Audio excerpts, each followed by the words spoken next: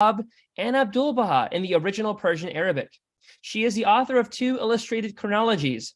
1, The Extraordinary Life of Abdul Baha, and 2, The Blessed Beauty. With that being said, the topic this week is Abode of Devotion, the story of the Baha'i faith in Yazd. For those of you who are joining and listening to this, right before we had the recording, someone was kind enough to show us a Yazdi accent, and then Adib was kind enough to show us a Tehrani accent. Perhaps we'll have a replication of that for this meeting during the course of this recording.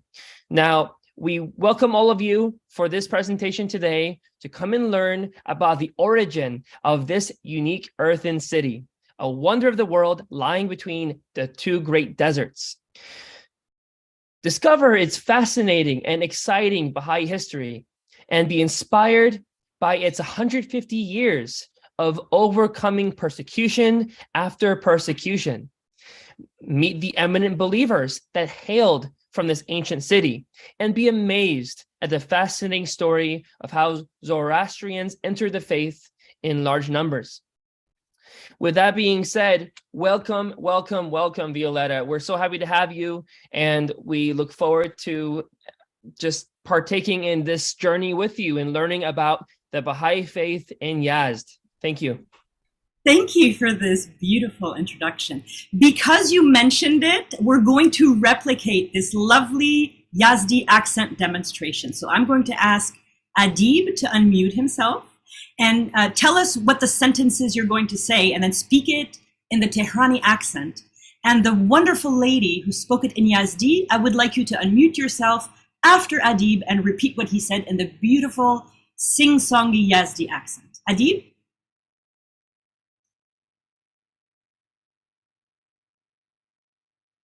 Is Adib not there?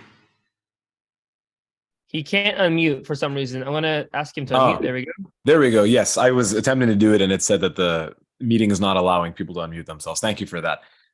So an example of a Tehrani accent, which I guess is standard or neutral, so to speak. The sentence, I am going home, would be, Doram miram khune. So if we could have the Yazdi accent, for example. Nosrat, right? I think Nosrat, if you got to mute. Yes. Nosrat, Scott. Deram meram khune. Aha. So that is the most beautiful little preamble to the story of Yazd. Yazd is an absolutely exceptional place, which I knew nothing about a couple of months ago. And this presentation is a story of friendship. And I'm going to embarrass a couple of my friends right now. So when I was writing the chronologies of Baha'u'lláh and Abdul Baha, I kept noticing Yazd came up and up and up and up, came up and up and up and up. And I realized that one of my childhood friends, their father, Rashid Rameshfar, he is from Yazd. So recently, through all of my talks and the courses I give online, I made a new friend, Riaz Taherzadeh. And when I started speaking to him and asking him about his life, I realized that his great-grandfather or great-great-grandfather, Haji Muhammad Tahir Malmiri, was from Yazd. And all the Taherzadeh family, including Adib Taherzadeh, historian and a member of the House of Justice, he was born in Yazd. So in the last 2 years, I began collaborating more and more frequently with a very dear friend of mine, Fouad Izzadinia, who I met at the Baha'i World Center when he was the custodian with his wife of the Shrine of the Báb. And I don't know how we brought up Yazd. It was a month and a half ago. And he told me that he was a native of Yazd and that his great-grandfather, Ustad Rahim Meshikbaf Yazdi, was martyred during the 1903 pogroms. All of these connections finally came to a head, and I started doing so much research. And from there, I accessed a veritable cascade of information about Yazd. And this was really made possible by Adib and his father, Bijan Masumian, who provided me with so many historical sources that I did not have access to because I live in Congo and I can't order books from here. And Adib also translated at least 2 writings from Abdul Baha which speak about Yazd, which I'm going to be presenting, which is a great service. And he also helped me locate very small villages and made it possible for me to make 3 maps. So this talk is divided into several parts. I'm going to start by placing Yazd in a historical and social context. And then I'm going to recount the origin of the Babi faith and the origin of the Baha'i faith in Yazd. Then I'm going to talk about how Zoroastrians started coming into the faith in large numbers in Yazd. And after that, I'm going to outline for you 150 years of persecutions of the Bahá'ís of Yazd. And after this, I'm going to speak about some of the eminent Baha'is that came from Yazd, and I'm going to close the presentation with my favorite part, the magical story of the farmers of Zoroastrian background that went from Yazd and answered Abu Baha's call to become farmers in Jordan, among other villages in the village of Adasíyyih. So without any further ado, I want to present to you just a couple of sources. The first main one is Dr. Mujan's Moments, the Baha'i Community of Iran, Volume 2. Chapter 18 is about Yazd. And I culled a few stories from both of the chronologies that I did. The Extraordinary Life of Abdul Baha and The Blessed Beauty, which can be found on the Earthen project. And there are also many, many, many articles that I consulted, too many to mention, including articles from UNESCO about the World Heritage Site of Yazd. So with that, we really begin part 1, City of Deserts.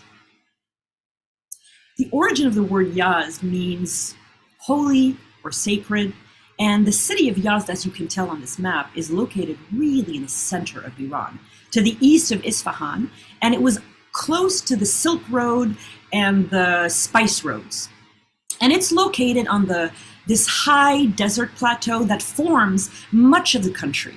Yazd has an arid desert climate. It's extremely hot and dry. And rain and snow fall in the highest mountains in the area, and sometimes the snow stays on these very, very high peaks all year round. But Yazd itself was a center for textiles and the production of glass and other sort of wares. And the main cash crop in the area were cotton and opium in the 19th century. So Yazd is located between 2 very large deserts, the Dashti Kavir, the Great Salt Desert in the northwest, and the Dashti Lut, Plain of Emptiness, to the east. Edward Granville Brown, the British Orientalist, who would be the only Westerner to leave an account of his meeting Baha'u'lláh, spent a year in Persia in 1887, 1888, and he arrived in Yazd with letters of introduction to the Afnans, the male descendants of the Báb, in the spring of 1888. As he approached Yazd from the direction of Shiraz, Edward Granville Brown was very struck by these very numerous tall chimney structures. And so he described his approach to Yazd in this way. As we approached it, it was much puzzled as to the nature and function of the numerous tall chimney-like structures, the like of which I had not hitherto seen.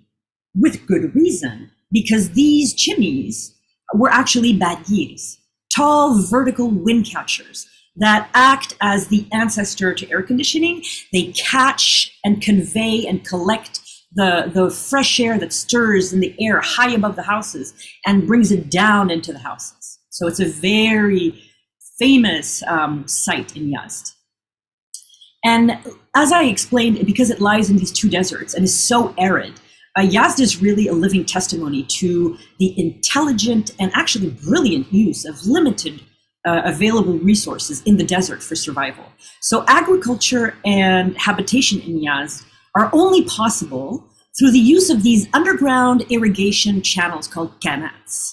The top left picture is a kanat, and then they pool into like sort of wells, I suppose, very regularly throughout the city that are indoor wells. And there are over 3,000 kanats in and around Yazd, and each of the districts of the city is built on a kanat and has a communal center, which is the one pictured here in the middle picture. Yazd is one of the greatest adobe cities in the entire world. It is a World Heritage Site. It's made entirely of earth, and the buildings have earthen walls, earthen floors, earthen roofs, earthen vaults, earthen domes, earthen chimneys.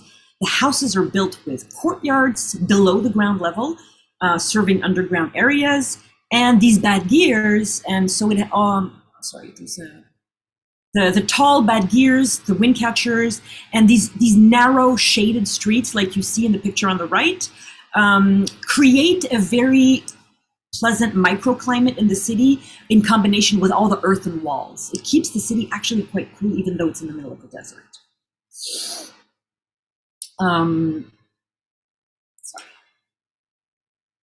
Sorry, my mouse isn't clicking. There you go. Sorry. So in the 19th century, the people in Yazd lived mostly around the edge of the central basin of the city at the foot of the hills. The region was very heavily agricultural, and the city prided itself on its title, Darul Ibad, the city of worship, earned because of the Yazdis' famous piety and sometimes fanaticism, and because a place of prayers with that name, Darul Ibad, was appointed in Yazd around the 12th to 13th centuries, I think. Yazd managed to escape, so this is a very interesting point about Yazd, is that it managed to escape the massacres and plunders of the Genghis Khan and the Mongol tribes in the 12th century. And so the city flourished in the following centuries. By the 19th century, there was a flourishing trade and textile industry, and there were caravanserais on all the major regional trade routes around the city. And there were about 40,000 inhabitants in 1850. And most of the Iranian Zoroastrians had congregated and were living in Yazd at that time, which is going to be a very interesting chapter that we're going to speak about. So part 2, I want to talk a little bit about Shaykh Aḥmad-i-Ahsá'í, because Shaykh Aḥmad-i-Ahsá'í, the visionary who prepared Iraq and Iran for the arrival of the promised Qaim, was born in Saudi Arabia. So he left Bahrain around the age of 40, went to the Shia holy sites of Najaf and Karbala, and he became a respected mujtahid, and he had taught the message to receptive souls in Iraq, and then he felt called by this divine inspiration to go to Iran. So he entered Iran through Bushir, and he spent about 15 years in Iran between 1806 and 1821, but 8 years in Yazd. Now, why Yazd? It's in the middle of the desert. It turns out Yazd was a very receptive ground for Shaykhi belief, and they were very receptive to Shaykh Ahmad. And the population of Shaykhis stayed after he left, which made it quite receptive to the Baha'i and to the Babi and Baha'i faiths. So while Shaykh Ahmad was in Yazd, he received a message from Fath Ali Shah, to which he responded and said, the Shah wanted to meet him, and the Shah invited him to Tehran. So Shaykh Ahmad traveled through Iran while he was based in Yazd for those 8 years. But it was also in Yazd that Sayyid Kazim Rashti, the gentleman pictured on the right, met him. He was about 22 years old, and he had memorized the entire Quran at the age of 11. And by the age of 14, he had memorized an enormous amount of traditions, hadiths, and prayers. And he had composed a commentary at the age of 18 on a verse of the Quran that won him like admiration of scholars and his esteemed contemporaries. He was very pious and very gentle, and he met Shaykh Ahmad in Yazd, and then they left together and they went to they eventually went back to Karbala. So, but it was in Yazd that he met him, and Shaykh Ahmad was in Iran during both the birth of the Báb, Bahá'u'lláh, and the Báb. So now the Declaration of the Báb, part 3. Now, a man named Mullah Sadiq Muqaddas was the first person to openly proclaim the message of the Báb in the city of Yazd from the pulpit of a mosque. 1 year after the Báb's declaration, so in 1845, he was assaulted and he had to leave the town immediately, as did another Babi, Mullah Yusuf Adibili, one of the letters of the living. After some time, they both returned to Yazd and were helped in their teaching endeavors by Mullah Ahmad-i-Ahsá'í. Now, in about 1845, the Báb instructed Mullah Hussein to visit Yazd on his way to Khorasan, and that same year, Qudus also briefly visited Yazd. But the most famous story about the Babi faith and Yazd is really the story of Vahid. So I'm going to tell you this in a sort of a very summarized version. So by March 1845, when the Bab returned to Shiraz after his pilgrimage to Mecca and Medina, the fire of his declaration and his new message was sort of sweeping through the entire country. And it was a big commotion that rocked Persia. And the people of Shiraz were just sort of wild with excitement. The governor had the Bab arrested and rebuked so severely as they struck his face that his turban fell to the ground. And the fever of Babi passion started spreading to the members of the clergy and the merchant classes and even the higher circles of society. So Muhammad Shah, the king of Iran, couldn't ignore the situation any longer. And so he sent a man named Sayyid Yahya Darabi to interview the Bab, investigate his claims, and report back to him his findings. At the time, Sayyid Yahya Darabi, who we know as Vahid, was one of the most knowledgeable, erudite, influential, educated Muslim scholars in all of Persia. He was so respected for his astounding learning. He had memorized no less than 30,000 hadiths, Islamic traditions. He was the perfect man for the job. Vahid was extremely open-minded. He was very imaginative. He had a very passionate nature, and he had been wanting to investigate the claims of the Bab himself before he was tasked to do it by the Shah. So he rose at this chance, at this opportunity to travel to Shiraz from Tehran. And as he was traveling on the way, he came up with several things. He came up with questions he wanted to ask the Bab that would, for him, determine beyond the shadow of a doubt that the Bab's claims were true. And so he arrived, and in the course of 3 interviews, where he started off quite arrogant, demonstrating his knowledge,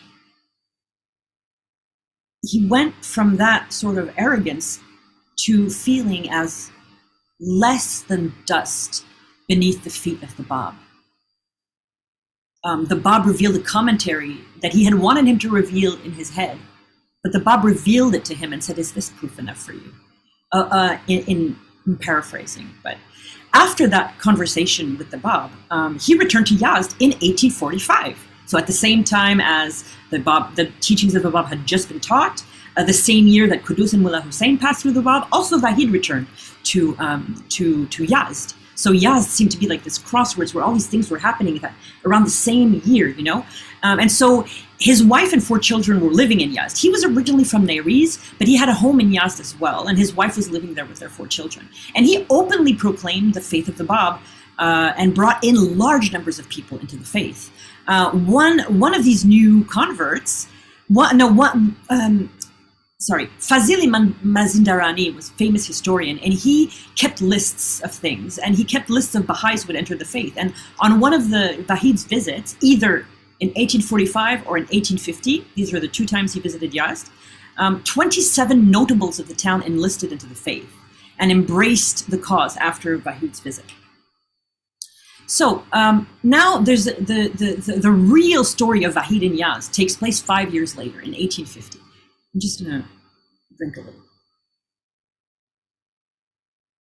Okay, so Vahid returned to Yazd on the 15th of March, 1850, 2 months before the martyrdom of the Bab, in time to celebrate the festivities of Nowruz that were going to take place 5 days later.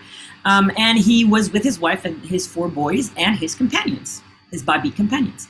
Vahid had such a high social standing that when he arrived, the leading ulamas and notables of the city came to welcome him at his home.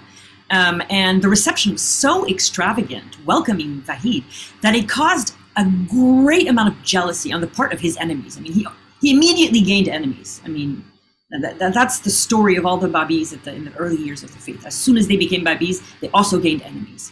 Vahid took this opportunity to really fearlessly proclaim and demonstrate the principles of the Babi faith. Just imagine a man who was the most respected Muslim cleric in all of Persia, who memorized 30,000 hadiths.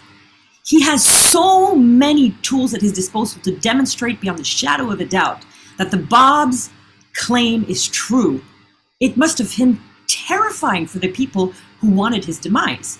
And his eloquence inflamed their jealousy, and they made it their sole aim of their life to destroy Vahid's life and to snuff out his influence. So their condemnation of Vahid, they wrote a report against him, and it went through Yazd like wildfire, and rallied both enemies against Vahid and new converts to the Babi faith.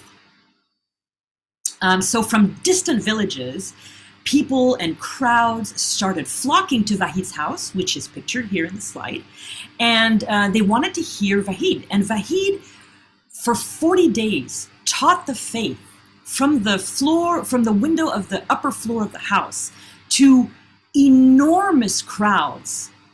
All the while, the enemies had hemmed Vahid in from both sides. So he was stuck in his house, he was preaching the faith of the Báb to these people, but at the same time, the enemies were massing on either side of him. So at this time, there was this, so this is, I'm going to speak about this fort in just a minute, but it's around this time that this very courageous Babi, whose name was Muhammad Abdullah, surrounded by his companion, dispersed the troops that were amassing on either side of Vahid, and they forced them to take shelter along with the governor of Yazd in the fort of Narin, which is this fort. Vahid explained to Muhammad Abdullah that, you know, by doing this, by dispersing these forces, he'd probably added fuel to the fire of hatred. And Vahid asked Muhammad Abdullah to leave Yazd, but he refused and returned to the fort of Narin to keep watch on the people that he had penned in there. So Vahid's main enemy in the town had raised this upheaval and was ready to attack Vahid's home when Vahid spread a warning through Yazd that was so effective that the entire population refused to pick up arms against him. Vahid and 7 Babis had to defend themselves against their enemy all alone. So Vahid sent his wife and 2 of his sons to her father's home, and he left that night with his 2 other sons towards Neyriz.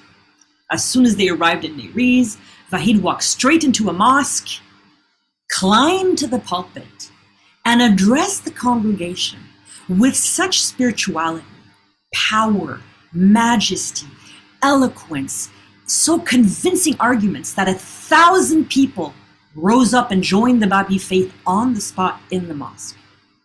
Vahid continued for several days to teach the faith in Neyriz, and openly and fiercely in the mosque. He kept teaching in the mosque. More and more people joined the ranks of the Babis until when their enemies were faced with their just unquenchable success, orders were given for an army to be raised against the Babis. So Vahid died a martyr in the Neyriz uprising, which was an uprising to defend themselves against their attackers. And he was savagely murdered after he was lied to by the governor, who presented him with a fake truce.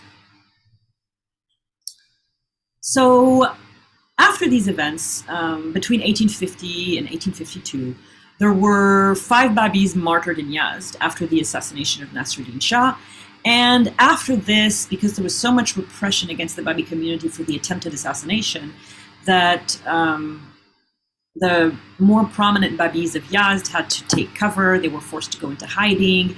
Some Babis recanted their faith out of fear of being massacred. It was a little bit of a confusing time for all Babis after the martyrdom of the Báb, because the leadership had disappeared. So what's interesting about focusing on one city like Yazd in the 19th centuries is that it really kind of gives you really interesting vistas on how early Babi and early Baha'i communities functioned. You know, how people traveled from one city to another, bringing news of the Báb, bringing news of Bahá'u'lláh, bringing handwritten, copied tablets, bringing new prayers, bringing stories. So it's really, really interesting. It just gives you sort of a slice of life in the life of the Babis and the Baha'is in Iran in the 19th century. So when Baha'u'lláh was exiled to Iraq. Violetta, there's a little timer on our screen. I just wanted to make sure if it was intended or not. That's not intended, no. No, it's not. So top right, there's an X I see that would exit out. Top right. Of the circle. Yeah, right there. Right there. Oh, Cool. thank you very much for telling me that.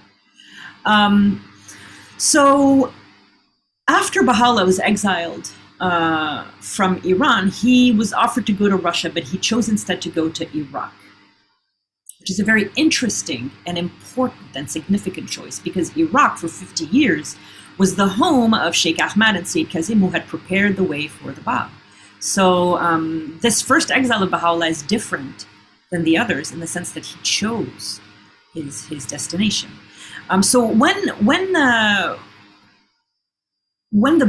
Baha'u'lláh was in Baghdad, you know, in the early 50s, maybe before he went into the mountains in Kurdistan, and then during his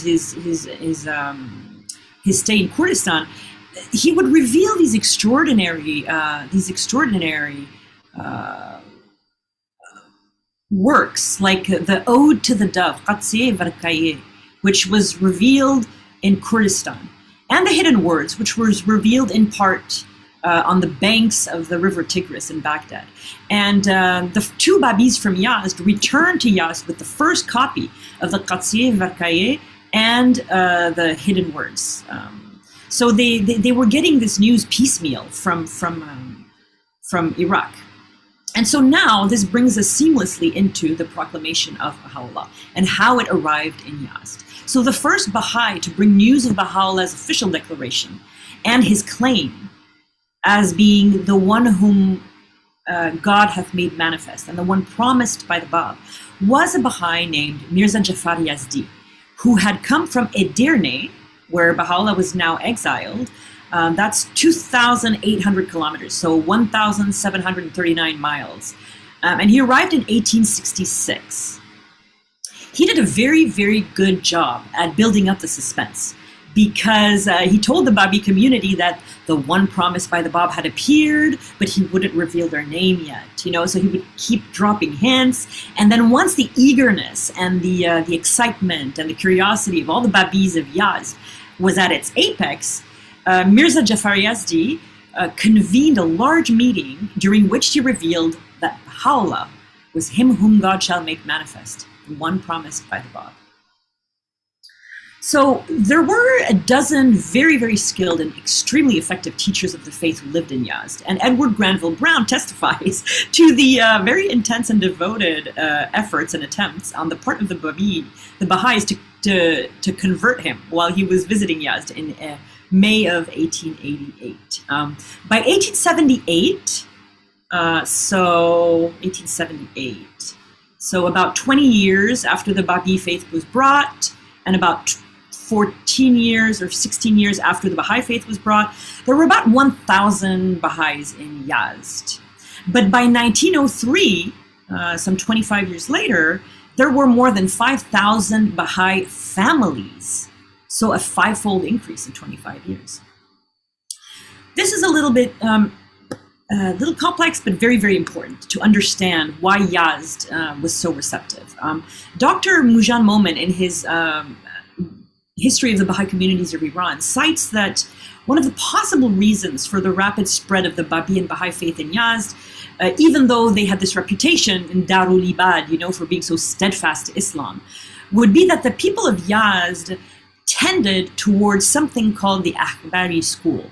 In Shia Islam, Twelver Shia is a subset of Islam. Twelver Shia, the one of the promised one, the promised Haim. That's about 85% of the Shia. And within Twelver Shia Islam, there are two main schools of thought: the Usuli, the majority, and the Akhbari, the minority, which was favored in Yazd. So in extremely basic terms, because I don't even really, it's very, very complicated. So this is my understanding, is that the Akhbaris reject sort of the idea that you can reason your way out of deriving verdicts. They believe in the Quran, they believe in the Hadiths. The Usulis, they really like reasoning. They believe in reasoning, and they believe in creating new Sharia laws. And they believe in excluding hadiths that they think are unreliable. And for them, it's very mandatory to obey a mujtahid. So Akhbaris are a little bit more, I guess, in a way would be more purist among the Twelver Shias. So the Usulis crushed the Akbaris in the late 18th century. And so the Usulis really compose 85% of all 12er Shias. This preference is one of the reasons that the people in Yazd had been so open to Shaykhi teachings, which were very much about the purity of the hadiths and what's contained in the hadiths and what's contained in the Quran, and how the Quran and the hadiths announce the arrival of the promised one. So during the 8 years that Sheikh Ahmad had lived in Yazd, their tendency towards this Akbari school in 12er Shia was really one of the reasons why they became Shaykhis, and Dr. Mujan Momin posits one of the reasons why they accepted the message of the Báb.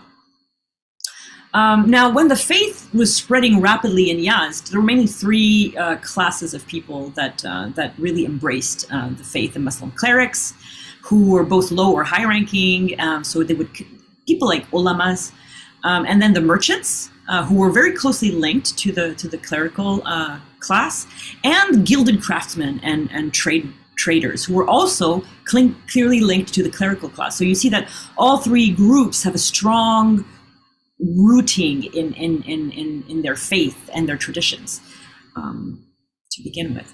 So this is a photograph of the Hazratul Quds of Yazd in the 1930s. I wanted to put this picture here because although it's not contemporary, it shows you the very large population of Baha'is. The Baha'is in Yazd were extremely well organized. They had meetings in the homes of the wealthier Baha'is, like the Afnan family, who had very large houses, but they also had meetings in these really beautiful gardens that were owned by these wealthy families of Yazd that were outside of Yazd, and sometimes over 1,000 people would be present. So this picture is just an idea to just imagine 1,000 Baha'is. One of these gardens was named South Sabil. It was rented by Vakiluddali, one of the Afnans, who I'm going to speak about in a little bit, and there was also a farm called Bahá'í. When Edward Granville Brown attended two of the meetings held in these farms during his visit in 1888, during which the very famous Baha'i poet Andalib was also present in Yazd.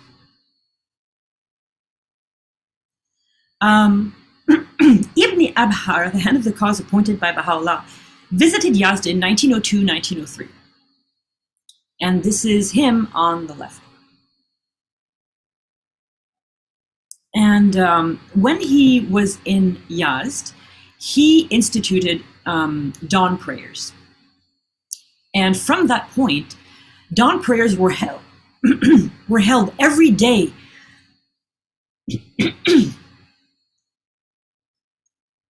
in the house of this man on the right, Haji Mirza Muhammad Afnan, one of the Afnans, and the eldest son of Vakiluddali, who he had not wanted to enter the family business. He had wanted to devote his life to service to the Baha'i community.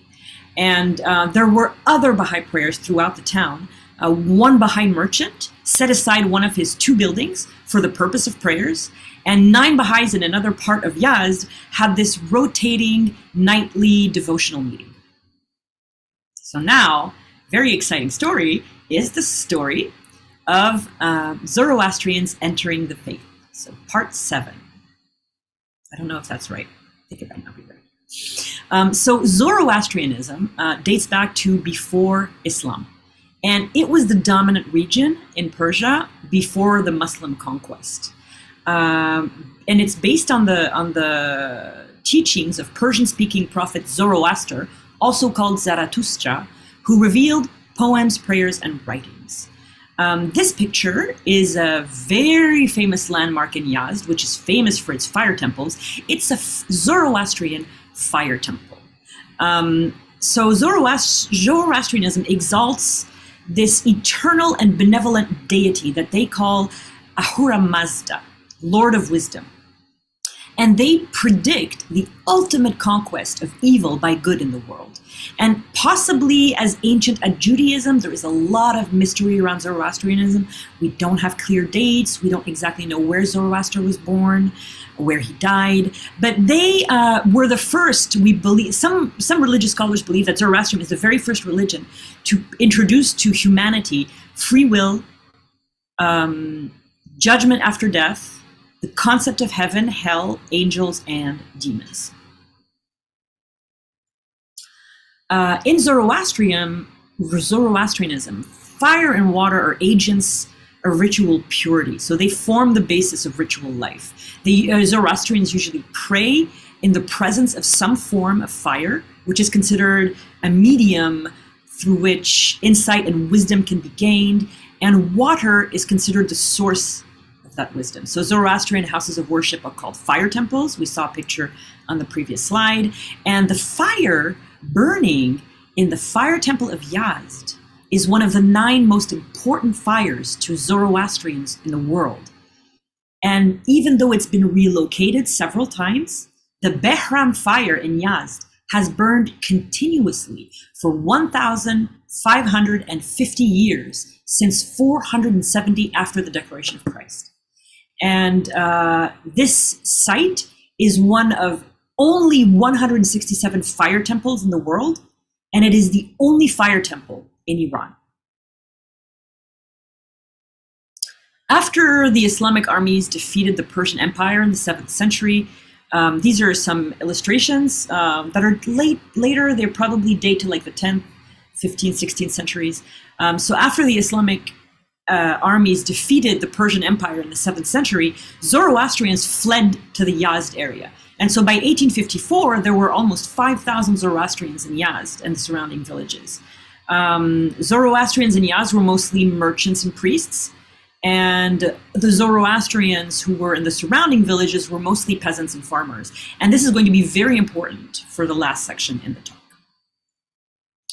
So the Baha'i faith's appeal during the life of Baha'u'lláh to a people of entirely non-Muslim background was absolutely essential to the emergence of the faith as an independent world religion. So that's why the conversion of a substantial number of Zoroastrians to the Baha'i faith during the ministry of Baha'u'lláh is such an important turning point in the history of our faith, because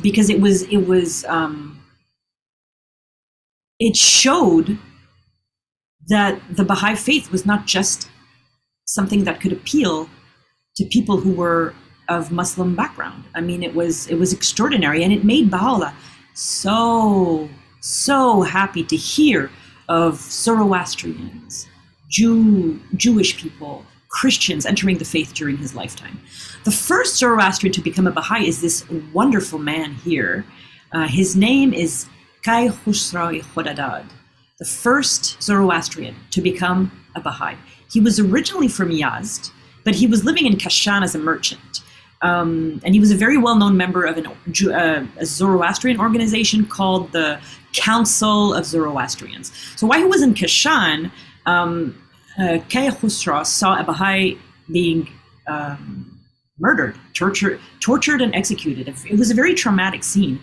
And it actually prompted him to investigate the faith, to see the courage with which this man accepted his death.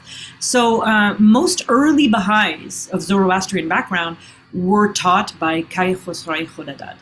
And Baha'u'lláh, this is so touching.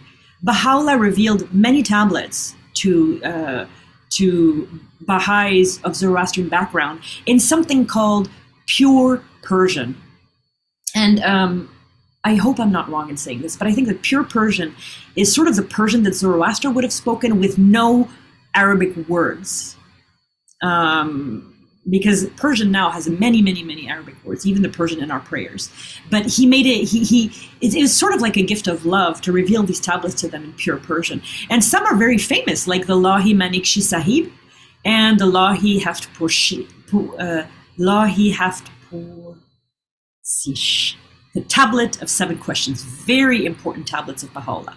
And so technically the first Baha'is to enter the faith were in Kashan. Zoroastrians to enter the Baha'i faith were in Kashan. But one of these early converts, so him, Kay Khosra Khodadad, returned to Yazd, and he became a very well-known Baha'i, and he taught the faith there. No real conversion movement of Zoroastrians occurred until a man named Mullah Bahram became a Baha'i in Yazd in 1885. And Mullah Bahram had such a deep knowledge of Zoroastrian prophecies, in the same way that Vahid, who knew 30,000 hadith, could convert 1,000 people with one speech. He knew all of these prophecies and all of these writings in Zoroastrian writings. And so he was extremely effective in bringing Zoroastrians into the faith. Mullah Bahram developed a very successful teaching approach to teaching Zoroastrians. And he later moved to this village of Aḥmad-i-Ahsá'í, 3 kilometers, about almost 2 miles away from east of Yazd. And another Baha'i, Ustad Mihraban Rasti, a school teacher, taught 67 out of the 70 families of Aḥmad-i-Ahsá'í. And here, pictured on this slide, you have, I don't know when this was taken, I don't know the date, but it's the Zoroastrian Baha'i school of Maryam Avaz of Yazd. So, this is a picture of the Tarbiyat school for Tehran that was taken on the 13th of August, 1933. But I'm offering it for you to visualize a Baha'i school, because this little story here is about a Baha'i school. Yazd was too far away for these 67 families of Aḥmad-i-Ahsá'í to attend. So a girls' school was established in the village in a house that was donated by a Baha'i. And the Afnans often held gatherings for thousands of people on their property in Aḥmad-i-Ahsá'í, where those 67 families out of 70 were Baha'is. And it was easy to do that because the majority of the village was a Baha'i, as opposed to in Yazd, where they were still a minority, and gatherings like this would have entailed really great danger. Then at these gatherings, people would chant tablets, they would chant prayers, they would eat this very popular Persian soup called agusht. Baha'is of Muslim or Zoroastrian background would eat the same food and just gather together in such unity. And that very sight of Muslims and Zoroastrians who had become Baha'is eating together in harmony became the cause of many Zoroastrian conversions. So it was a momentum that was happening. Now, this wonderful couple, they're Baha'is of Zoroastrian ancestry, Biman Jivi and Shirin Jivi. Biman returned from India to the village of Khurramshah, also about 2 miles, 3 kilometers south of Yazd. And he was the Kad Khuda, so like the sort of the borough chief of the village. And he began actively and openly teaching the faith. His wife, Shirin, accepted the faith. And together they had Baha'i meetings in their homes. So a number of Zoroastrians in the village became Baha'is, and they formed a local spiritual assembly. By the late 1910s, Shirin had started educating the girls in the village. And it was also around this time that 2 brothers returned from India.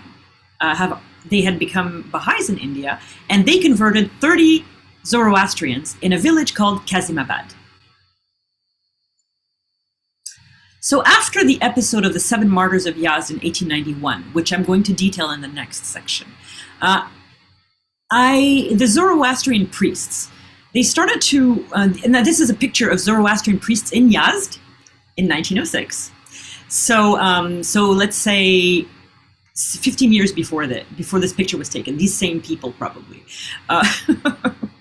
They started worrying that Baha'is would drag the Zoroastrian community into the ongoing persecution that the Baha'is were facing. So the chief Zoroastrian priests of Yazd, they unsuccessfully tried to apply pressure to 12 converts to the Baha'i faith. So they never recanted their new religion.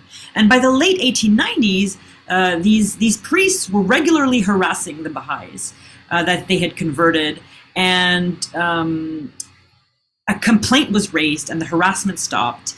And the priests who were renting from Mullah Bahram invited local thieves. Mullah Bahram, the man who was responsible for the first wave of large conversions. They invited local thieves to come into the house that they were renting from him and just steal everything and raid the property. And by 1898, all these different very sort of weak strategies to try to get people no longer interested in the faith, they just sort of fell apart. They asked the governor, Jalaluddin, to put a stop to Baha'i activities, but he declined to get involved, probably because of what happened in 1891 and the outcry that was a result. And this is the next section that we're going to be talking about. So let's see. There's just 2 more slides on the Zoroastrian story. I love these, these people.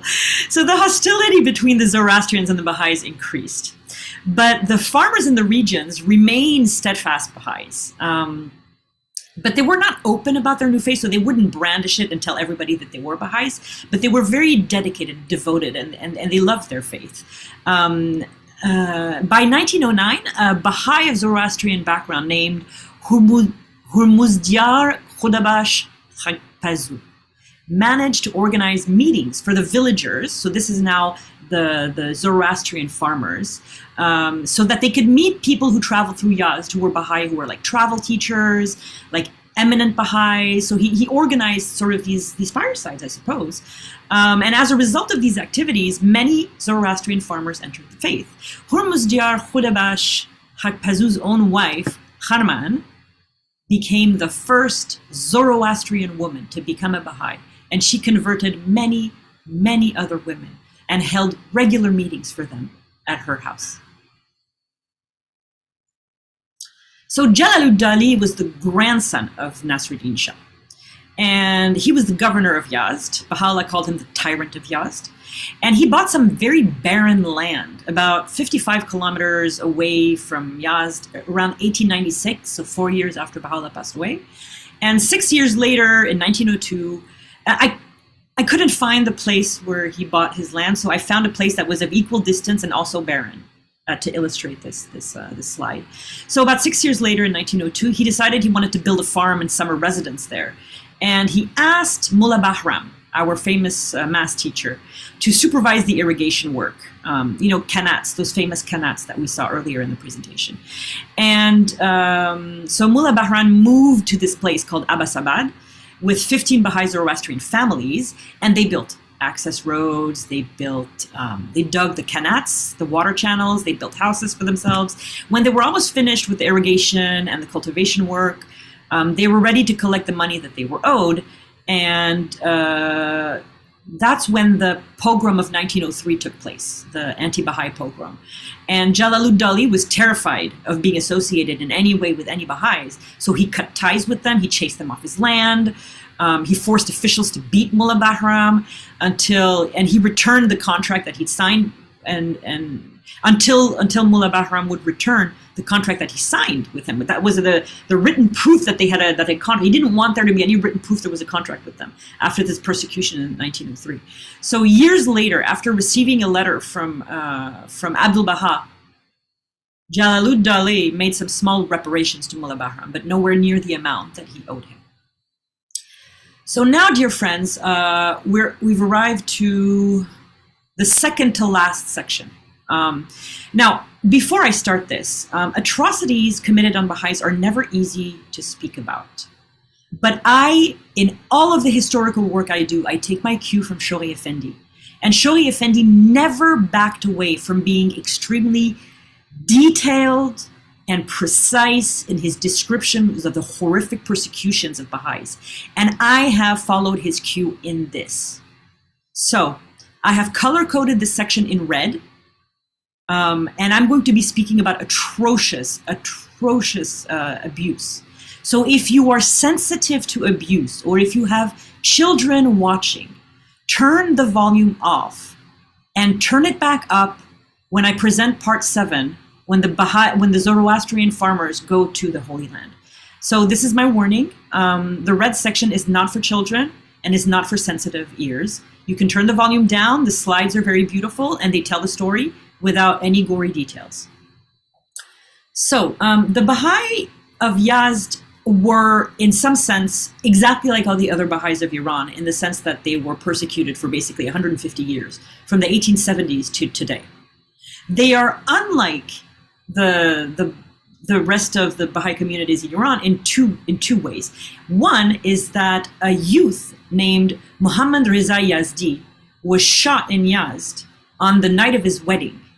And he was the very first Baha'i to be martyred during Abdu'l-Bahá's ministry. The other thing that just really was the one single thing that blew me away about Yazd the most is that Yazd is the scene of 3 episodes of 7 martyrs. The 7 martyrs of Yazd in 1891, the 7 martyrs of Hurmuzak in 1855, the 7 martyrs of Yazd in 1980. The first in 1891 was during the ministry of Baha'u'lláh, but at the end of his ministry. So both Baha'u'lláh and Abdu'l-Bahá suffered. The second martyrdom was during the ministry of Shoghi Effendi. And the third martyrdom was during the ministry of the House of Justice. So in an effort to present these episodes with as much decorum and dignity as I possibly can, and because time just wouldn't permit me to give you a detailed biography of each of these 21 martyrs, my dear friend Adib Masumian and my collaborator on the Utterance Project, his is the sweet, the mellifluous voice you hear on all of our recordings. Adib is going to unmute himself, and he's going to introduce the 3 sections that deal with the 7 martyrs, and he will read the title cards and the names of the martyrs so that we can pay homage to them. So I hope he can unmute himself. Yes, I'm unmuted. Thank you so much, Violetta. Great. Okay, so I'm just going to introduce this, and then the next one is up to you. So at first, the older clerics were rather indifferent to the Baha'is in Yazd, but as they passed away, a younger generation of clerics took religious leadership of Yazd, and they were vehemently opposed to the Baha'is. Starting in 1873, these persecutions started to intensify. 6 years later, in 1879, there was the largest Baha'i gathering ever held in Yazd, with 200 believers that were gathered together to celebrate Rizvan. The next day, the host of the gathering was severely beaten, and Baha'is in town were arrested. By 1881, the Baha'is in Yazd were already holding gatherings for dawn prayers, but because of this continued and intensifying repression, they couldn't establish any other institutions, such as the Baha'i Fund. So the Afnan family took it upon themselves to sort of hold the Baha'i Fund and manage it for the community. Over the next 10 years until 1891, there were several isolated incidents of very just monstrous cruelty towards Baha'is, but nothing to prepare the Baha'is of Yazd for what was to happen in 1891. May 18th, 1891, the 7 martyrs of Yazd. Ali Asghar, 27. Mullah Mehdi, 85. Agha Ali. Mullah Ali Sabzevari. Muhammad Baqir. Another Baha'i named Ali Asghar, and his brother Muhammad Hassan. Okay, so on the 2nd of May, 1891, it was a holy night for the Shia. It was the night where they celebrate the revelation of the Quran. 2 Baha'is, it was their custom. They went into a mosque to pay their respects, something Baha'is did at the time, and show they loved Islam. They were not opposed to Islam. The clerics had them arrested, and several other Baha'is were arrested that week, and then their properties were looted. And a little more than 2 weeks later, on May 18th, 1891, 7 of the Baha'is, which Adib just read their names, were executed publicly, following a judgment by 5 clerics and the orders of the governor of Yazd, tyrant of Yazd, Jalaluddin. After this public execution, other Baha'is were taken out into the wilderness and shot repeatedly. The 2 clerics sent word to the entire Baha'i community, threatening to expose them unless they received suitable bribes, and 4 months later, an 80-year-old man was shot dead. Now, this is one of the most barbarous acts perpetrated I'm going to describe what happened to each of the 7 martyrs, and you may want to mute for this because it was the most difficult slide that I've ever written. It's the most difficult slide of this presentation, but I owe you a duty of truth, because at the same time, it's my duty to convey the atrocities adequately so you can fully understand why this episode of persecution in particular had such a profound effect on Baha'u'lláh when he heard of it. 27-year-old Ali Asghar was strangled. and his body was dragged through the streets to the sounds of beating drums and blowing trumpets. Mullah Mehdi, who was 85 years old, was beheaded. And so was Agha Ali. They slit the throat of Mullah Ali Sabzevari, the one who'd been addressing the crowds, glorifying in his imminent martyrdom. But while he was still alive, they hacked his body to pieces with a spade and crushed his skull. Muhammad Baqir was murdered next. The last two believers, the brothers in their 20s, Ali Asghar and Muhammad Hassan, were beheaded. But this is where the cruelty was most barbaric, because Muhammad Hassan's body suffered the most unspeakable desecration. They carved out parts of his body to use in making medicaments. They ripped out his heart, they ripped out his liver, they impaled his head on a spear that they danced through the streets. Then they hung it on a mulberry tree and stoned it so hard that they broke it. His body was thrown in front of his mother's home, and then they reattached the head to the lower body and threw stones at it until all the bones broke. After the martyrs had been executed, the governor of Yazd, Jalaluddin, declared a citywide holiday, and all the shops were closed by his order. Then Yazd was illuminated at night, and joyful festivities marked what Shoghi Effendi has called the consummation of one of the most barbarous acts perpetrated in modern times. According to Baha'u'lláh and Abdul Baha, this dark corner of Baha'i history has its roots very far away from Yazd in Tehran, in a very complicated scheme of treachery involving Nasruddin Shah, his son Prince Masoud Mirza, the Zilus Sultan, and his grandson Sultan Hussein Mirza Jalaluddin, the governor of Yazd, the butcher, the tyrant of Yazd. So Sultan Masoud Mirza, the Zilus Sultan, the Shah's son, the one in the middle picture, he had a secret plan to overthrow his own father. So when one of his closest confidants, Haji Saya, was arrested on suspicions of being involved in a movement of governmental reforms, he was just absolutely terrified that his plan to overthrow his father would be discovered. So he wrote to his son, the one with the same mustache, the one on the right, Jalaluddin, who governed Yazd, and asked him, just unleash a persecution on Baha'is so that we can just divert attention from my friend who was in prison, so they don't discover my plot. And Zilus Sultan, so the fathers boasted at court that his son was like really murdering the Baha'is really, really well, and like blah, blah, blah. He was like boasting that he was so, faithful to his father and all this stuff. So Jalaluddin, that Baha'u'lláh gave him the name the Tyrant of Yazd, he didn't really have any difficulty convincing the most, how the clerics, I explained, the younger versions of the clerics who were much more fanatical than the older ones. So he had no trouble convincing them to initiate a persecution against the Baha'is. So during these executions in May, there was a Dutch merchant and a British officer who were there and who saw what happened.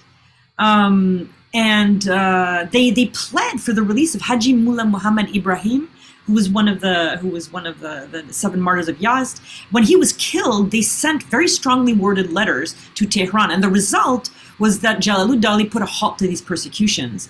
And this probably played a role, according to Dr. Mujan Momin, this played a role in his later dismissal. So sometime after, May, June, July, so about 3 months later, on the 1st of August, 1891, Baha'u'lláh, who was in Haifa at the time, this is a view of Haifa from where Baha'u'lláh would have been when he heard the news. He was in Haifa for the last summer before his ascension, and this is where he indicated to Abdul Baha the place where the Báb's shrine should be built. Agha Mirza Agha, one of the father of the young Afghans who were on pilgrimage at the time, came back from Egypt and brought the news of the 7 martyrs of Yazd. When Baha'u'lláh learned of these atrocities perpetrated on the 7 martyrs 6 weeks earlier on May 18th, and how their bodies were desecrated and the holiday that was named, he was plunged into a state of very deep sorrow a sorrow so intense that Baha'u'lláh put a stop to revelation for 9 days. He was alive, the mouthpiece of God was alive on earth, and he did not take revelation for 9 days in grief over this. He did not allow people to enter his presence for 9 days. Sometime later, Baha'u'lláh wrote a very long 2,000-word tablet to the Times of London called Remembrance of the 7 Martyrs of Yazd, which has never been translated in its entirety. And in this tablet, Baha'u'lláh begins to speak about the effect of the conquest on high, of the martyrdom of the 7 Bahá'ís of Yazd, and the imprisonment of a further 2 believers. And he describes in glowing terms the heavenly celebrations of the martyrs' victory over their persecutors. He also describes the circumstances of the martyrdom of each of the 7 martyrs in very great detail, portraying graphically the suffering and persecutions of the Persian Baha'is, something that makes this tablet, as yet untranslated, very highly significant. Before the very few paragraphs that have been translated into English, although not authoritatively, they're provisional translations. At dawn, the gentle breeze of divine compassion hath wafted over charred and cast out bodies, whispering these exalted words, woe, woe unto you, O people of Iran. Ye have spilled the blood of your own friends, and yet remain in ignorance of what ye have done. Should ye become aware of the deeds ye have perpetrated, ye would flee to the desert and bewail your crimes and tyranny. So, between the 13th and the 19th of July 1903, there was an anti-Baha'i pogrom. A pogrom is an organized massacre of helpless people, defenseless people. By 1903, the Iran there was constitutional reform blowing through Iran, and the population was very frustrated with the prime minister. And when the news of the building of the house of worship in Ashgabat reached Iran, anti-Baha'i outbursts started going off in Isfahan, about 300 kilometers away, about 200 miles away from Yazd. And that sort of excited the population of Yazd. But no one really knows what triggered the surge of overwhelming violence that took place in Yazd. No one knows what actually triggered that in like mid-June.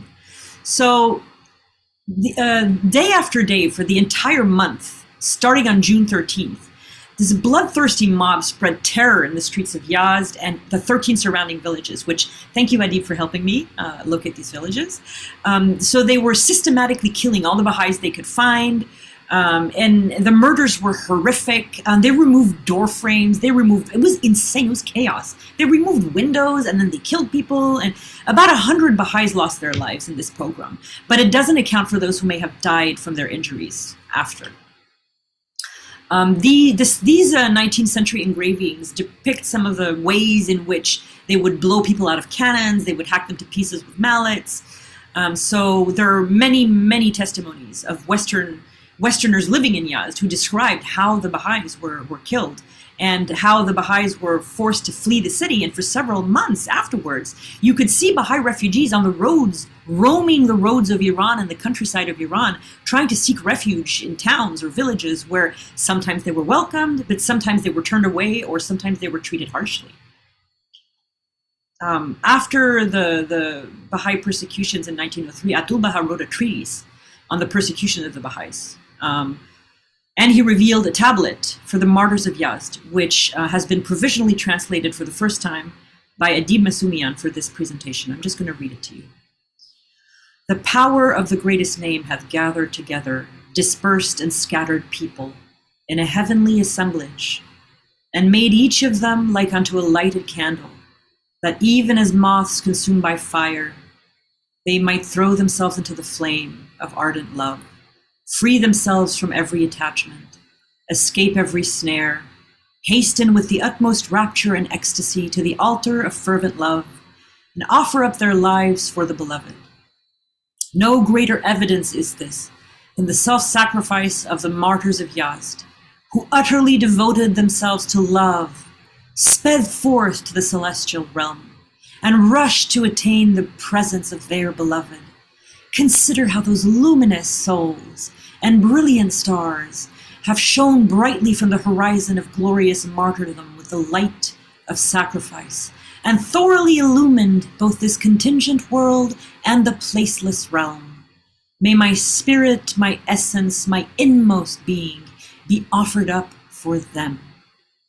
From the beginning of time until the present day, a banquet of sacrifice such as this hath not been convened, in which more than 200 people, pure and virtuous souls, have in spirit of consummate weakness, submission and love, shown kindness to ferocious shedders of blood, sacrificing themselves and seeking delight in offering up their lives.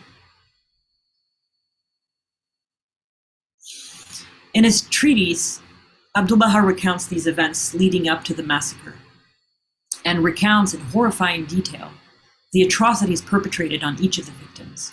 Towards the middle of the treatise, Abdu'l-Bahá speaks to unconscionable violence of the massacres. Adib, is there any possibility you could read this for me? My voice is a little... It'll be my privilege. Such viciousness, ferocity, bloodthirstiness, tyranny, and injustice have not been heard of in ancient or medieval times, even among the most brutal criminals.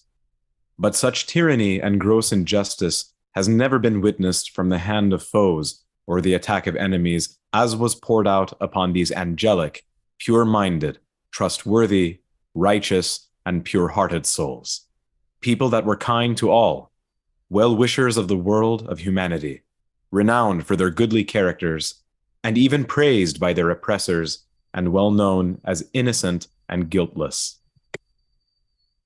Thank you so much for reading that. After the anti-Baha'i pogroms of 1903, the Baha'i faith continued to grow and develop in Yazd. The community established 4 schools, 3 of which were dedicated to girls, one of which was recognized as a government school in 1919.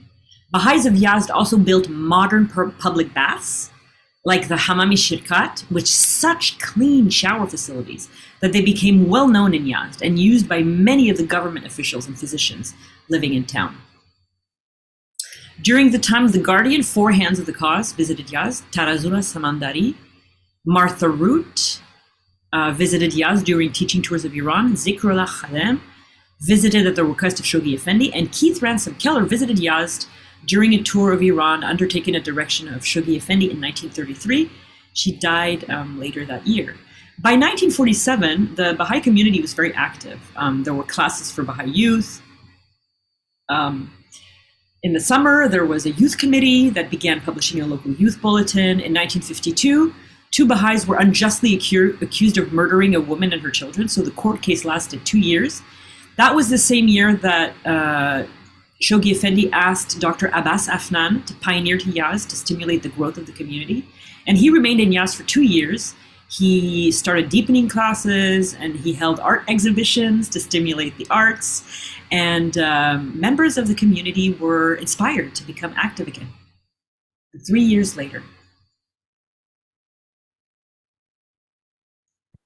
July 28th, 1955.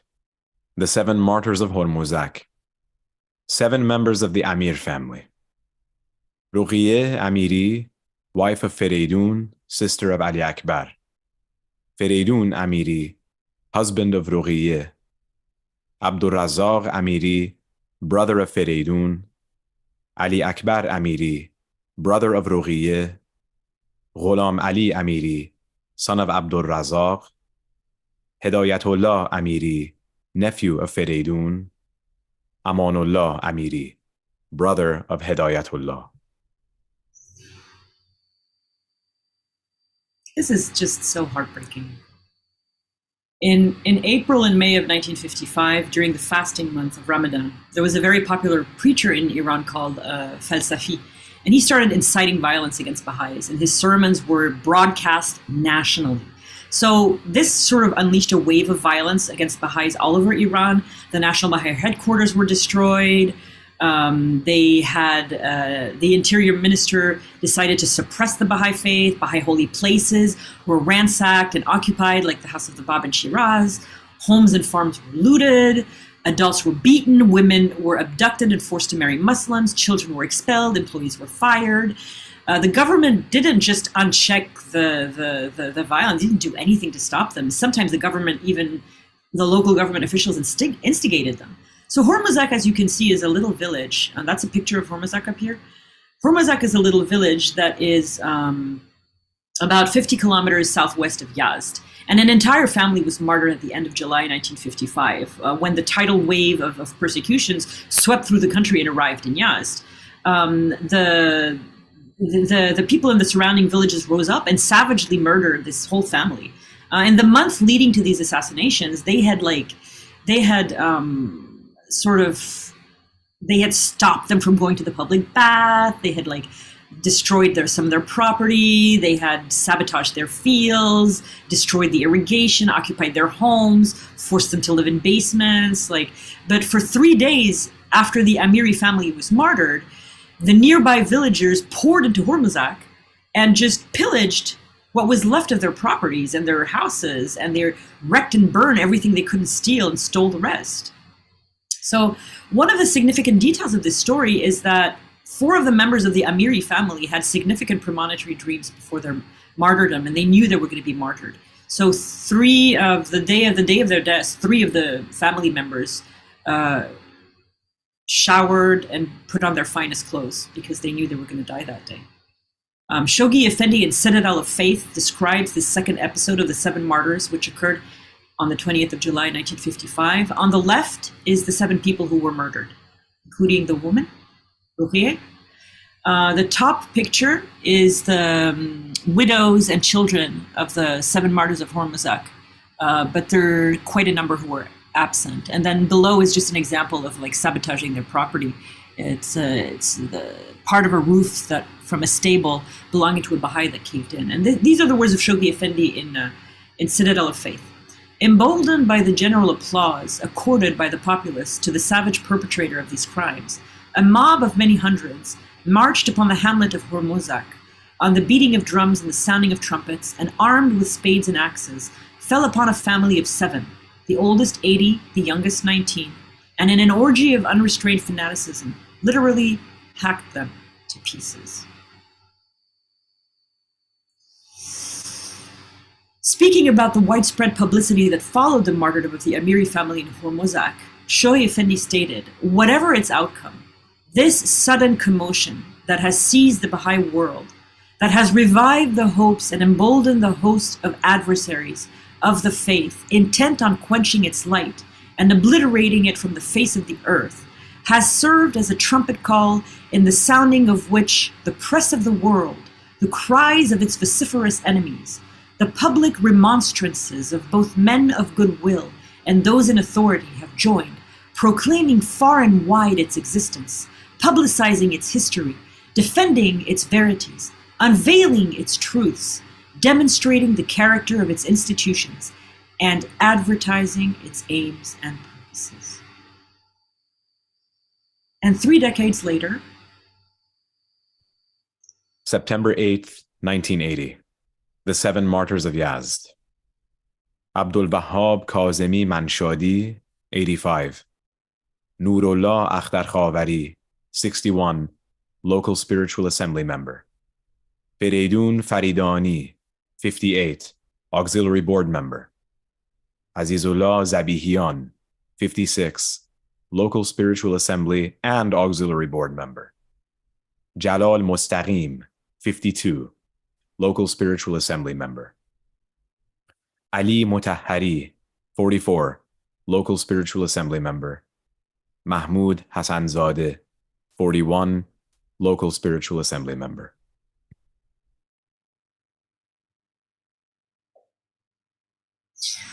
So on the 2nd of September 1980, 15 Baha'is, including members of the auxiliary board and the local spiritual assembly, were arrested and tried in Yazd on charges of leading Muslims astray. and drawing them towards blasphemy, membership in the Zionist Party, and spying for the United States and Israel. After a very graphic trial that was partially televised, 7 of the Baha'is were executed, and the media coverage of events was so graphic, apparently, that the Revolutionary Court of Yazd received complaints from the general Iranian public who did not wish to see such events televised. The revolutionary courts refrained from publicizing further executions, although the authorities continued to engage in the confiscation of Baha'i property and the expulsions of Baha'is from schools and jobs. The 8 surviving detainees were released 4 months later, in December 1980. So the very next day following these monstrous, brutal attacks in Yazd, the Universal House of Justice sent a cable elevating the murdered Baha'is to the rank of martyrs. Announce with deep sorrow, heart-rending news martyrdom on Monday morning, 8 September in Yazd. 7 devoted, steadfast believers, 2 of whom were auxiliary board members, and 5 prominent Baha'is, including one 78-year-old believer. Local revolutionary guards who perpetrated this dastardly act charged innocent friends on local radio with false imputations such as spying and subversive activities. This episode will go down in history as another evidence, patient, long-suffering, innocent Persian brethren in the face of unabated hatred, virulent malice, inveterate enemies' faith. In my research for this section, I found something that was so moving that brought home to me the martyrdom of Baha'is and its violence compared to their gentleness. I want to share with you several letters written by Jalal Mustahim, who was martyred on 8th of September in 1880. Letters to his family, all of which come from the archives of Baha'i persecution in Iran, maintained by the international Baha'i community. Send radio, writing paper, and bath towel. If children ring, do not say anything which would make them worry if recorded. Muluk, we're all in good health. Send undershirt, underwear, and soap. Jalal Mustahim, and 2 big razors. Muluk Mustahim and my dear beloved ones, Fariba and Farmia. Trust this finds you in good health. Thank God I am very well too. You should not worry. I have sent clothes for you to wash and send back. Fariba and Farmia should both write, and you too, it would make me happy. Pass on my greetings to your father and mother and all the family. Send 4 small batteries for the radio.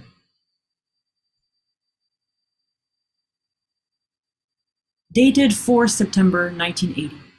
Please send me some rock candy and a jacket, Mustahim. Whatever you have sent me was well received, but I have sent back the apples since we have plenty of them, Mustahim.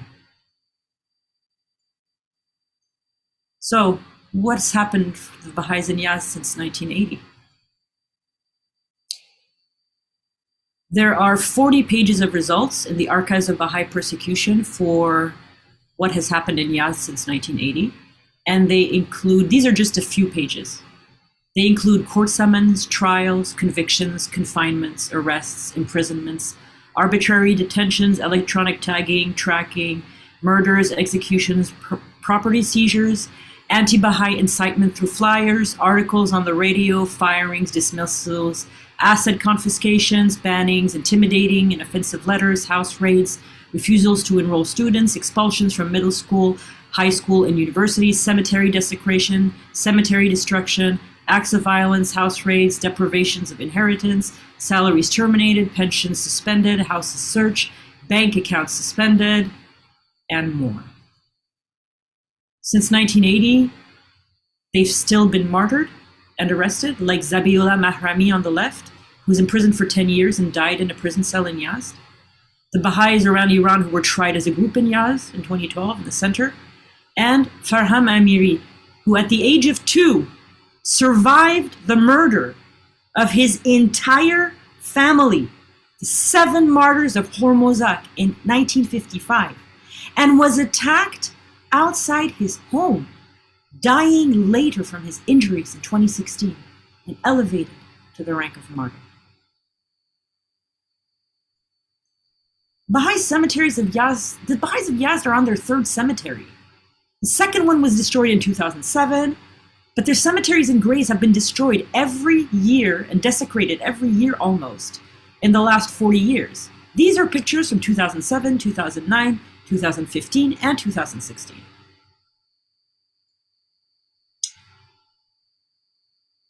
So here are a few eminent Baha'is of Yazd that I wanted to share with you. Mirza Ahmad, this is a part of the tablet of Ahmad, which was just dressed to him. He is from Yazd. He received the tablet as he was heading to see Baha'u'lláh. He received the tablet and straight went to teach the faith. And he, oh my goodness, he died at a very advanced age. He never stopped teaching. He died at the age of 97, actually. I remember now. He spent the rest of his life traveling from Kashan to Sarvistan, Neriz, Herat, Munj, Tehran, Ghazvin, Kirmanshah, and he died teaching. He was from Yazd. Mullah Muhammad-i Muhammad-i-Abadi, one of the four hands of the cause, which Abdul Baha named posthumously. It is said this man never told a lie in his whole life. He instantly became a Baha'i when Mirza Jafar brought the news of Baha'u'llah's claim to Yazd, and he lived the rest of his life all around Iran, openly debating, openly, publicly challenging mullahs and ulamas, and brazenly teaching the faith in such an outspoken manner that he was frequently beaten and imprisoned, including in Tehran in 1882, 1883, and he was tortured by Bastinado. He died in prison. He was from Yazd. And Riaz Taherzade's ancestor, Haji Muhammad Tahir Malmiri, one of the most prominent teachers of the faith to arise from Yazd. He was an extraordinary teacher of the faith, extraordinary historian. He was born in a family of weavers, and his mother was the first to become a Babi, and she converted the rest of the family.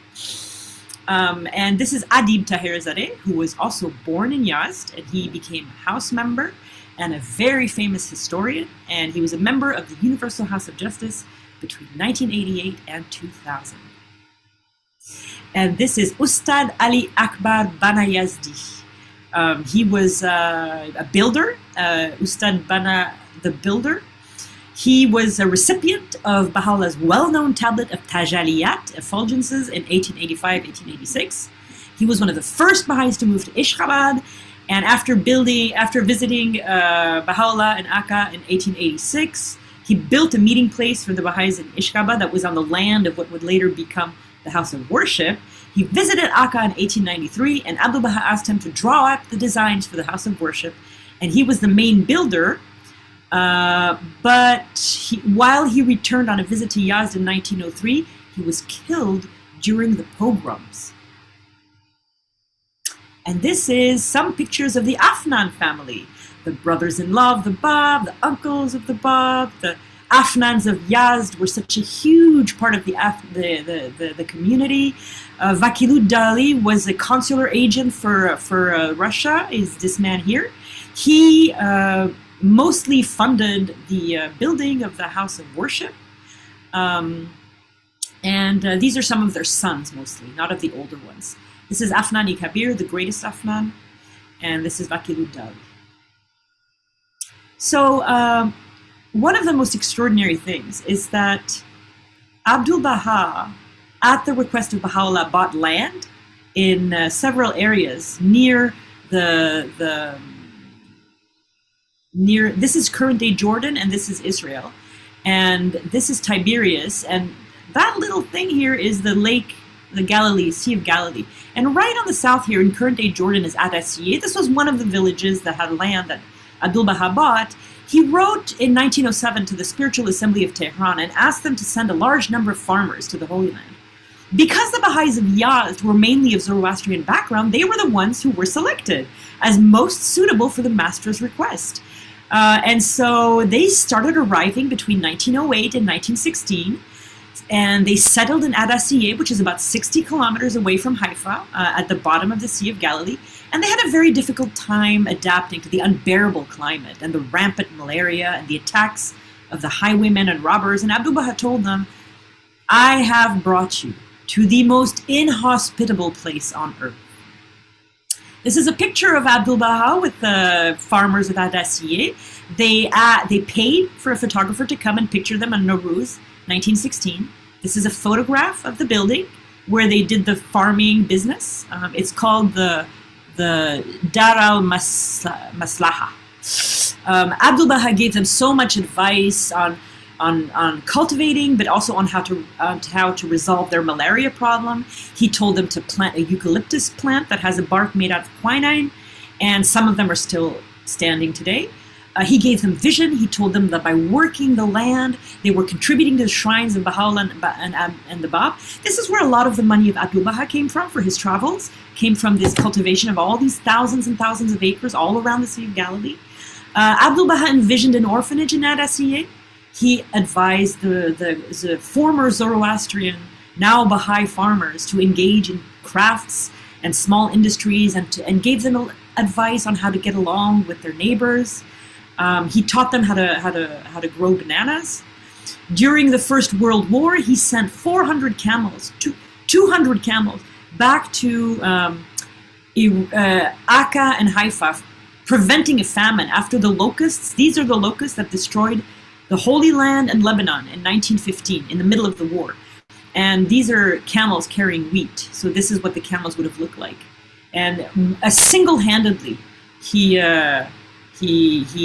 prevented a famine. He had a very detailed logistical program. There was a woman named Sakineh Khanum that would distribute the wheat that he sent, and he would say, this goes for this family, this goes for that family. Like, it was very well organized, and he spent months in Adasíyyih and the Jordan River sending back wheat and corn to prevent people from dying of hunger.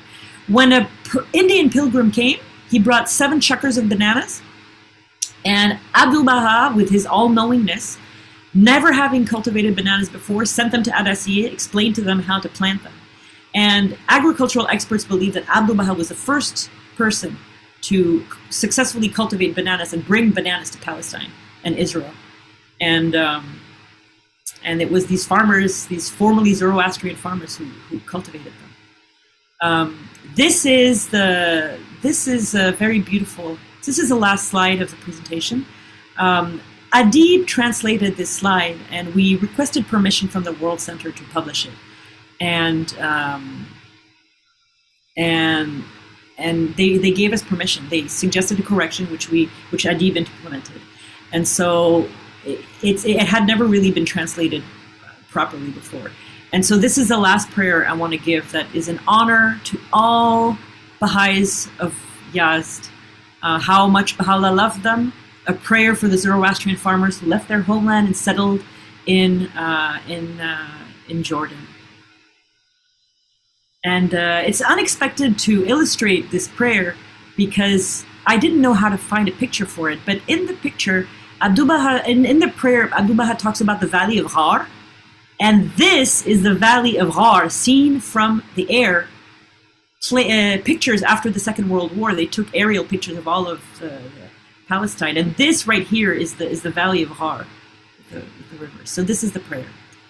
Adasíyyih, to be recited by the friends. He is the all-glorious. O thou, kind Lord, O thou who art independent of all things, these servants of thine traversed mountains and deserts and crossed plains and seas, till they reached their desired destination, and now they have entered Ghar.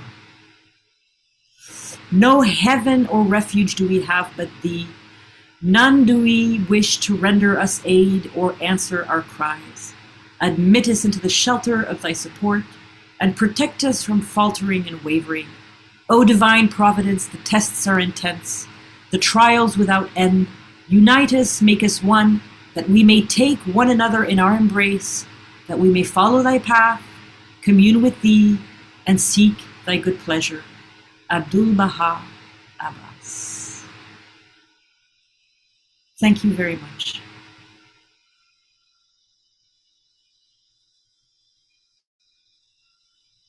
Thank you, dear Violetta. This was amazing, very beautiful. I have a question for you. So we have a few people during the presentation that raised their hand. Are we able to? Oh, that's a clap. Thanks, Mehran. Yes, questions, please. I'm all ears. I saw a few hands raised, but now they're not there anymore. If those of you who raised your hands, you'd be very willing to raise them again, I can look in the questions are, if you don't mind. I'll just do that. Sure. And I'll just answer them as people. Okay, so let's see. Oh, thank you very much, Adib. He gave us so many links. That's so cool. Okay, can we record this, please? Yes, absolutely, it's recorded. Okay, there is a Baha'i in Australia from a Zoroastrian background. His name is Farid. He was born in the month of Favardin, the first month in the Zoroastrian year. He's been diagnosed with bowel cancers. Please say prayers for him. Before we leave tonight, Ralph, we're going to say a healing prayer for your friend in his honor. We'll end the meeting with a prayer for him. And speaking of which, Violetta, so those links that are shared here by Adib, I'm hoping we can, if between you and Jeremiah, we can post these on the video. Yeah. So those of us watching. You know how when you export the Zoom, there's also a text file with all the chat. Can you send that to me? Should be not a problem unless Jeremiah says there is. Jeremiah, that's fine. With that. So thank you so much, Jamshid Yazmahedi. It should read Maryam Abad, not Maryam Ava. Where I found the picture, it said Maryam Ava, but Maryam Abad makes much more sense. Bahman Jiva. Okay, great. That's also a correction I could make. Oh, okay. Kharman Khakpeju. Okay, that's an easier way to read it. Thank you so much for that. Beautiful presentation. Thank you. Thank you, Adib, for all these authorized translations. Letter is upside down. Okay. Outstanding research. Ferdos, thank you very much. Oh, I'm so happy you liked it. Thank you, Jose. Thank you, Celia. Thank you, Pari Sarushi. We served in the same office at the World Center. Charles Hellaby, many thanks for this presentation from Sharifa and Charles. Thank you so much. Oh, so vivid. Thank you, Jeffrey. Any relation to the Baha'i farmers from the Zoroastrian farmers and the establishment to Israel kibbutz? I don't think so. I think kibbutzes are very, very Jewish things that have nothing to do with the Baha'i faith. And the Baha'i farmers were not that organized. Kibbutzes are extremely well organized. Okay, so now, who raised their hand first between Mernouche, Mr. Izzadinia, and Lucy Romero? So we have Mernouche, followed by Fawad, followed by Lucy. Okay, great. I just wanted good morning and good afternoon. So glad to see you again, Violetta. Yes. I wanted to add something. I'm from a Zoroastrian background from Yazd, and I just wanted to add a little a piece of interesting information. It's just Mona Mahmud Najad, our beloved youngest martyr of Shiraz. Her mom, on her mom's side, they're all from Zoroastrian background and from Yazd too. Of course, on her father's side, she was Muslim. He was Muslim, but she was also from that. Her grandmother's name was Shirin also. Wow, thank you. That is amazing. Yes, Mr. Izzadinia. Yes, Violetta, thank you very much. It was an absolutely stunning presentation. Thank you very much for the whole. I really enjoyed it very much. Maybe that is the reason why the Yazdis claim that the Baha'is are of two categories, as I told you. They are either Yazdis or they are married to Yazdis. I'm going to have to use that. That's great. There is the third category among the Baha'is. You know what? I want to share something with you. As I was doing this presentation, I realized that one of the reasons why I feel like Yazd is so, the types of Baha'is in Yazd are the way they are, and the history is so violent and so amazing, and they're so steadfast. They live in one of the hardest environments in the whole planet. They have a desert on the left and a desert on the right. And I think that has something to do with the devotion they feel to God. Because when you live in places like that and you don't believe in God, you're not going to survive long. I don't know. It's just something that came to me. Lucy? Hello, Violeta. Hey. Your presentation, I wanted to say, brought me such joy and also tears. It was beautiful. I'm a newer Baha'i, so for me to finally sit down and have a history class was utmost beautiful, beautiful, beautiful. Thank you so much for sharing. Oh, you're so welcome. I'm so happy. I just had a question. Where are you? What state or what country are you in? I am calling you right now from the Republic of Congo. I'm on the Atlantic Ocean coast in a city called Pointe-Noire. My parents have been pioneering here for 40 years. And yeah, I grew up here and I wasn't really able to live in the US, so I came back to live in Congo and do history full time. Wow. So are you like you're a professor, teacher, or you are just a loving historian? All I have is a bachelor's degree and an internet connection.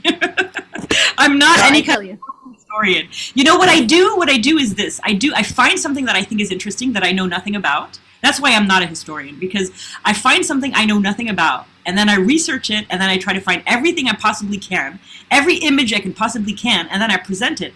And I'm so excited because I didn't know anything about it before, you know? So that's what I do. Lovely. Well, I just wanted to say thank you. It was very, very beautifully presented, and we were very excited to learn. Thank you so much, Lucy. I'm going to put my email in the chat here. If anybody has questions they're too shy to ask and you want to write to me or make suggestions, there you go. Or keep in touch, whatever you want. Anybody else? Oh, yes, please go ahead, Mona. Mona! You're muted. I can't hear you. You're muted. I can't hear you. You're muted. You're muted. I think Clearwater had me muted. Can you hear me now? Yes, I can. Okay. Thank you. Yes, I just wanted to say, yes, I really am a Yazdi, but from about 5 generations back. So I just wanted to remind your audience that when they go to Abdul Baha's history of the Baha'is that's in the, that he wrote himself in the 1917-18, I believe, of the friends that he remarked. There's about 100 of them in his book, Memorials to the Faithful. Mm-hmm. 2 of them are Yazdis. Which one? One is my grandfather, great grandfather, Abdul Rahman Yazdi, and the other is another great grandfather from his wife's side, and he's a Manshadi. But both of those are in Memorials of the Faithful. And it always struck me that when Baha'u'lláh wrote histories of those in the Memorials of the Faithful, he never talked about what they did or where they were from or their family condition. He just talked about their faith. And these 2 walked together from Yazd after the persecution to live eventually and die in Akka. And he received them there and wrote about the fact that they opened Khorasan on the way. Despite all of the other persecutions and punishments everybody was facing at the time. So yes, there's quite a bit of that in there. This was back in 18, I can't remember the dates now, sorry. You're saying that they opened Khorasan as they were traveling? As they were traveling, yes. What's really, really interesting is that Khorasan is a very mysterious part of Iran because it is mentioned in so many different places, and it is one of the only 2 or 3 cities of Iran mentioned in the Kitab-i-Aqdas. Khorasan and Kerman and Tehran. They're the 3 places that are mentioned in the Kitab-i-Aqdas. So that is, I'm going to definitely add them. Thank you very much. Their children, who were the first Babis in the family, the boy was 17, that's Shaykh Ali, and his then brother, Muhammad Yazdi, traveled also on foot to meet Baha'u'lláh. When they heard about it, they became Baha'is afterwards, and they met Baha'u'lláh in 1870, I believe, 2 years after he himself had arrived there. And they took up residence in Akka and remained there, except for Shaykh Ali, who Baha'u'lláh sent to Sudan to see if he could find and look after Mirza Hyder Ali, who had been sent as a prisoner there. And it was this gentleman, Shaykh Ali, who was able to talk to Gordon, who was the governor of the country at the time, to see if he could get him released, and then had him released to Egypt, where his brother then went to pick him up by boat from Cairo. That's a story of some of you who know my father, Aziz Yazdi. It's a story he tells fairly frequently, and I think Tahirzadeh has written it in his book. So those are also the Yazdis that keep coming back into the thread of life from Yazd. Yeah. Well, Thanks Aziz, for the opportunity, and many thanks for your wonderful presentation. I learned an enormous amount from it. So, really. Me too. That's wonderful. We had Manu Chair, I think, who had his raised. Manu Chair, are you still here, or did you leave the meeting? You had your hand raised. Where are you? Where are you? Is he still here? He had his hand raised. Oh yeah, this is just. I did not think I was going to be able to finish it. I'm sorry it was so long. I just couldn't cut anything. Just got to the point where it's just like I refused to cut a single thing from this presentation. Well, I know I've kept you so long. I know it's beyond the time, but if anybody here wants to share anything about their Yazdi families, if anybody wants to say anything, I know we have to end. You have many Zardoshti background in your audience. Many. Most of them are Zardoshti background from Iran, from Yazd. That's so wonderful. My grandfather was taught the Baha'i faith by Mullah Bahram. Oh, that's so wonderful. I love Mullah Bahram. He's one of my favorite people now.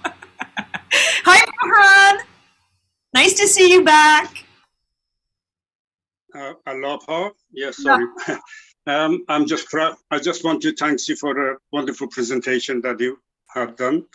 I'm proud to say I'm Yazdi as well. And my father was one of the auxiliary board member in the last 7 martyrdoms.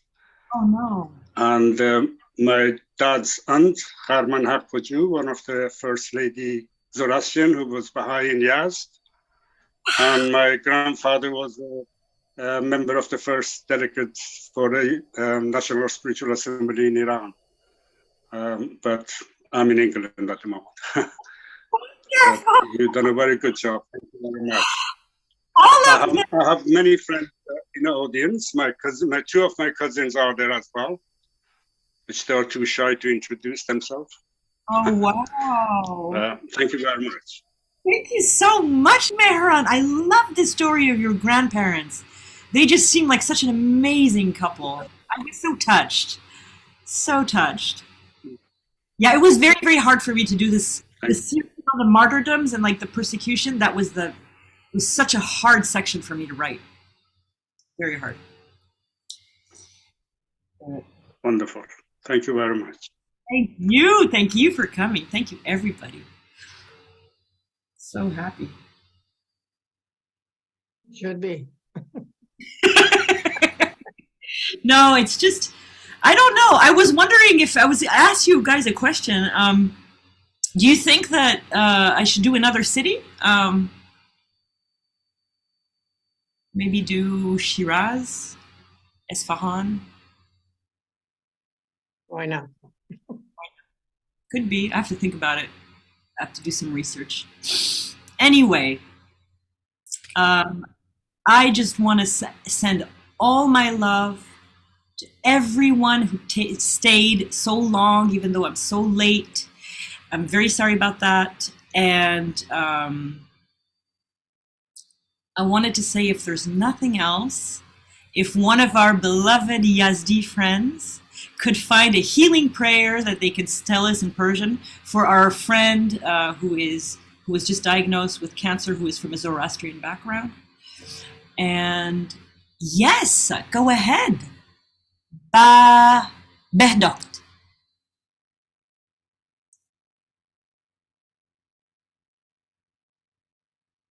Yes, Begdad. If you're trying to speak. Can you hear my voice? Yes, I can hear your voice. Yeah, sorry, I can't open my video. I'm just carrying at the moment.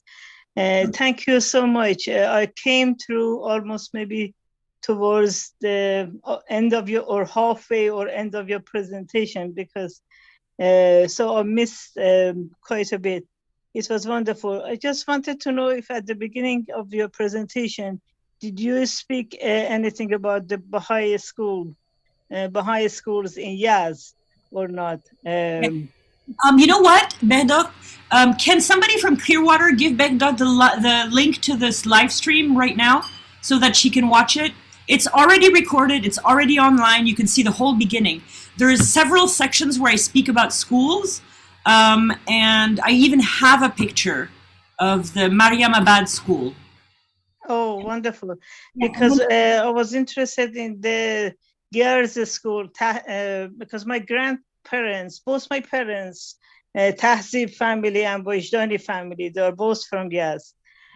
So my grandfather, he was one of the founder of the girls' school in Yazd, and the school was called Tahzib. So we have during my visit to Iran, I found some of the documents and I sent it to the board center. But we have a lot of some picture of old Baha'i, Yazdi Baha'is, which nobody at the family at the moment are able to recognize them. So, but I will listen to your link, but yes, there were a few schools organized by the Baha'is in Yazd, which was amazing over 100 years ago, and especially girls' school, which was something open to all, not only the Baha'is, but to the older girls.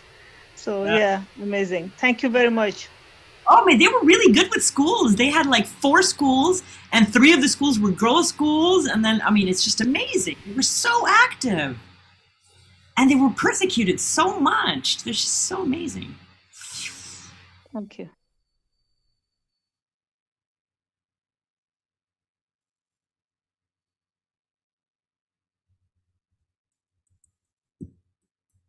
So next month, I'm going to be introducing everybody to the first French Baha'i, Hippolyte Dreyfus.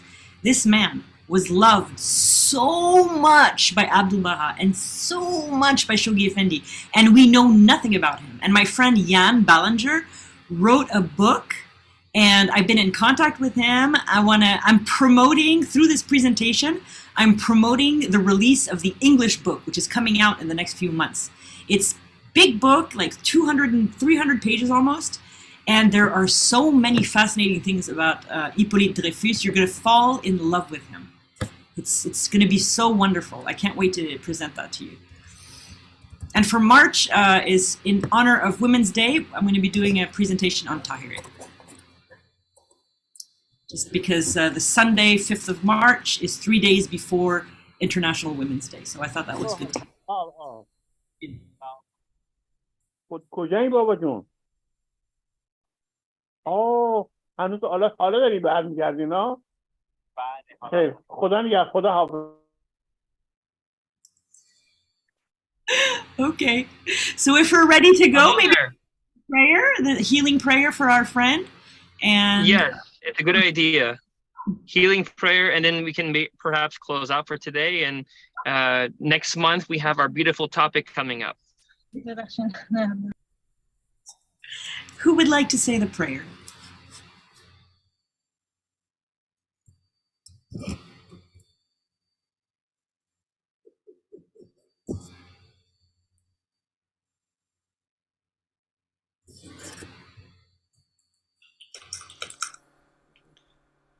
Thy name is my healing, O my God, and remembrance of thee is my remedy. Nearness to thee is my hope, and love for thee is my companion. Thy mercy to me is my healing and my succor in both this world and the world to come. Thou verily art the all-bountiful, the all-knowing, the all-wise.